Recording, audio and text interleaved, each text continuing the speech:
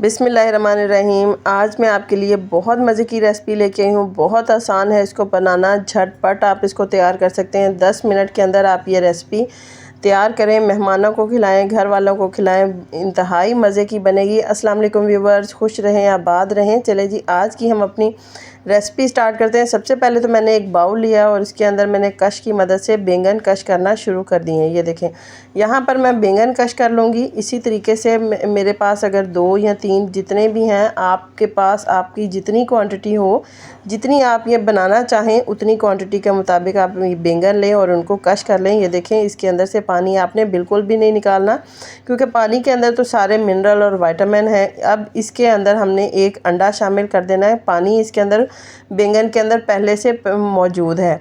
इसको हमने मिक्स कर लेना है। मिक्स हमने सबसे पहले अंडा डाल के इसलिए मिक्स करना है ताकि बैंगन जब हम थोड़ी देर के लिए भी इस कश करके इस तरीके से छोड़ेंगे ना, तो वो बहुत ज़्यादा इसका रंग काला हो जाएगा। इसलिए इसको हमने पहले अंडे के साथ मिक्स करना है। उसके बाद स्पाइसेस ऐड करेंगे। स्पाइसेस में सबसे पहले नमक, सुरख मिर्च और हल्दी ऐड की है मैंने, और थोड़ा सा मैंने इसके अंदर चाट मसाला ऐड किया है। खुश्क धनिया की बहुत प्यारी खुशबू आती है, खुश्क धनिया इसके अंदर ऐड करेंगे पाउडर फॉर्म में, और कसूरी मेथी ऐड किया है, और 2 से 3 चम्मच के करीब मैंने इसके अंदर बेसन ऐड किया। अब इसको मैं अच्छी तरीके से मिक्स कर लूँगी ताकि ये सारे मसाले जो हैं इसके अंदर अच्छी तरीके से मिक्स हो जाए।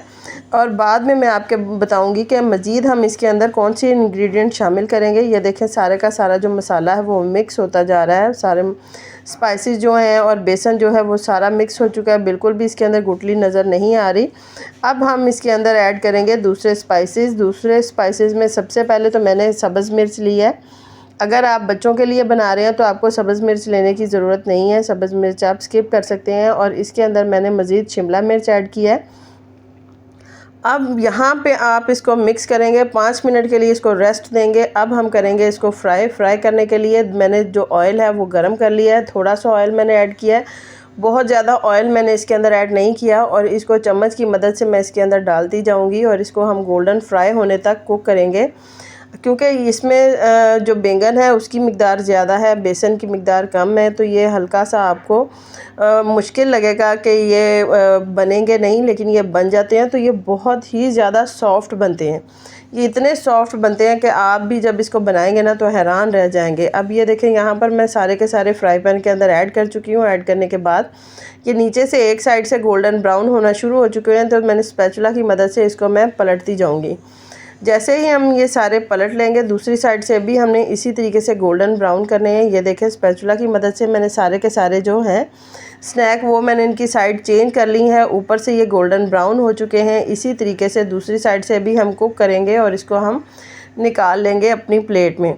नहायत ही मज़े की बनी है। और याद रहे कि अगर आप इसके अंदर मज़ीद और वेजिटेबल्स भी ऐड करना चाहें, जैसे कि ग्रीन शिमला मिर्च होती है, रेड शिमला मिर्च होती है, इसके अंदर आप गाजर ऐड कर सकते हैं, मटर बॉयल करके आप ऐड कर सकते हैं। जितनी चाहे आप सब्ज़ियां इसके अंदर ऐड करें, और आप इसके अंदर ऐड करके इसको आप बना सकते हैं।